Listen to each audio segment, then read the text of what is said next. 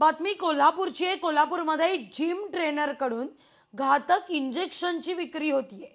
मॅफेटेरामाइन या उत्तेजक इंजेक्शनच्या 40 बाटल्या या जप्त करण्यात आलेल्या आहेत। स्थानिक गुन्हे अन्वेषण शाखेने ही कारवाई केली आहे।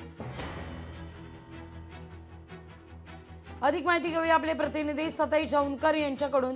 सतेज, ही व्यक्ती केवळ एकटी आहे की हे नेक्सस आहे?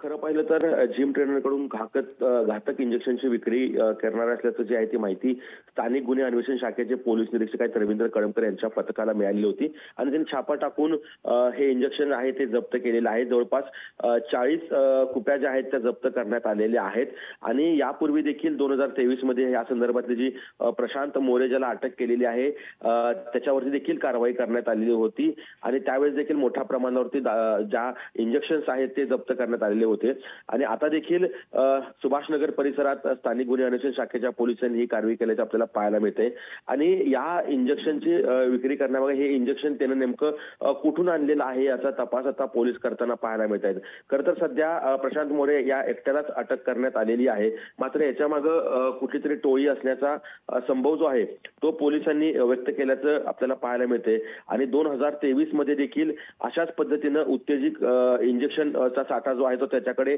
मिळाला होता आणि पुन्हा एकदा त्याचं जे आहे ते कनेक्शन आहे ते मुंबई असल्याचं देखील आता समोर आलेलं आहे, कारण मुंबईतून त्यानं गेल्या वेळेस देखील हे इंजेक्शन खरेदी केली होती आणि आता देखील मुंबईतून केला असल्याचा जो अंदाज आहे तो पोलिसांनी वर्तवलाय। त्यामुळं जे जिम मध्ये जाणारे जे व्यक्ती आहेत त्या देखील आता संशयाच्या भोवऱ्यात सापडण्याचं आपल्याला पाहायला मिळतंय, कारण हा व्यायामशाळेत आहे तो मुलांना प्रशिक्षण देतो आणि काही दिवस मुलांना कमी श्रमात शरीरयष्टी कमवण्याची हा जो प्रकार आहे तो यामुळे आता उघड झाला आपल्याला पाहायला मिळतंय।